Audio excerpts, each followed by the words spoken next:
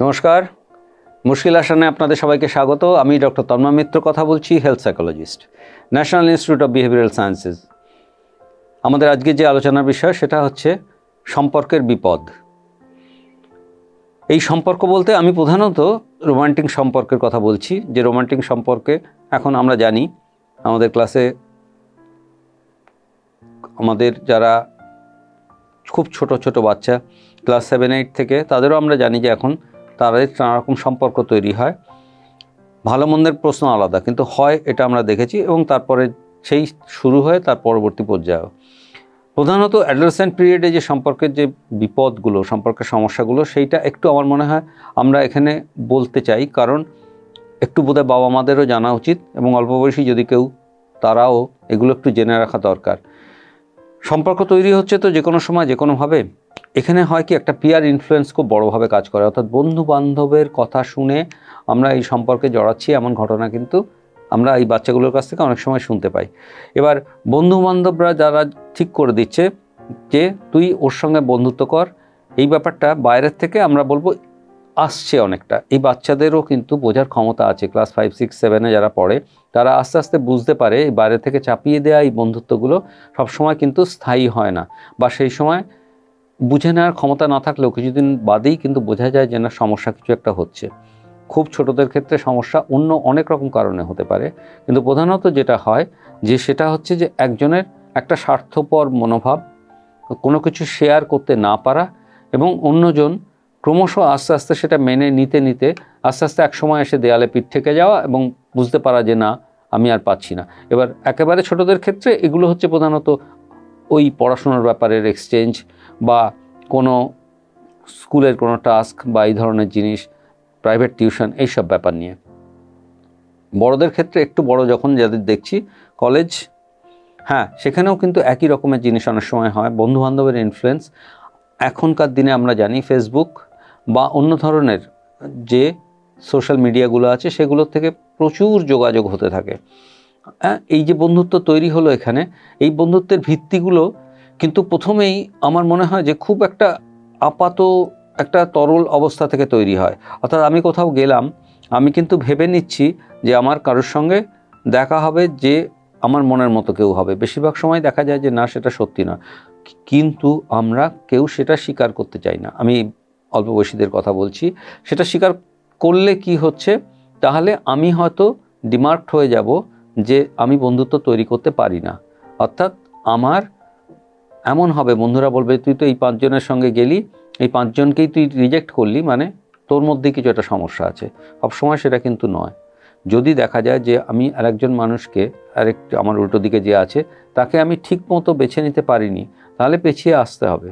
যেখানে সমস্যাটা তৈরি হয় সেটা হচ্ছে অতিরিক্ত ইনভলভমেন্টের। অর্থাৎ আমি না বুঝেই বা ঠিকমতো যাচাই না করেই একটা অতিরিক্ত ইনভলভমেন্ট প্রথমেই তৈরি করে ফেললাম, এবং তারপরে দেখা গেল যে সেই ইনভলভমেন্টের জায়গাটা ভুল হয়েছে, তখন পেছিয়ে আসতে গিয়ে সমস্যা তৈরি হয়ে যায়।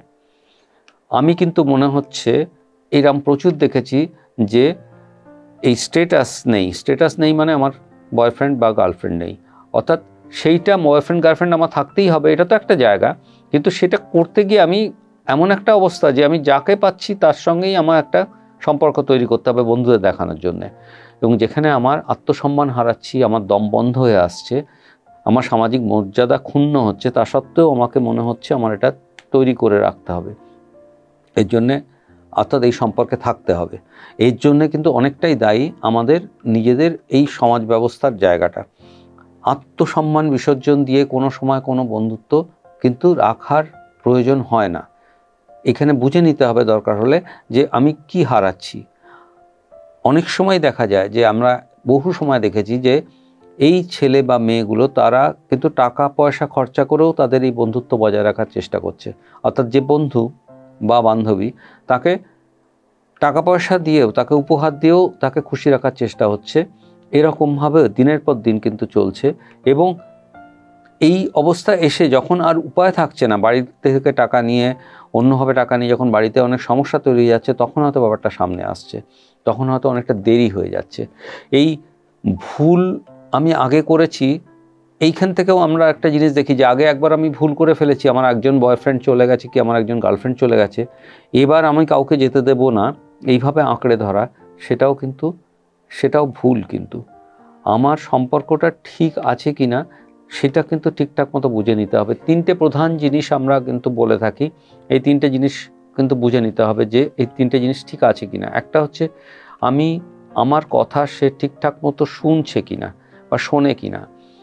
খুব ভালো লিসনার হতে হবে সব সময় এমন নয়, কিন্তু কিছুটা সময় আমার কথা সে শোনে, এইটা কিন্তু খুব দরকার। দুজনকেই সেটা বুঝে নিতে পারে। নিজের কথা সে সর্বদা বলে যাচ্ছে কিনা, অর্থাৎ নিজের কথা যে সর্বদা বলে যায় তার কিন্তু কিছু না কিছু সমস্যা আছেই।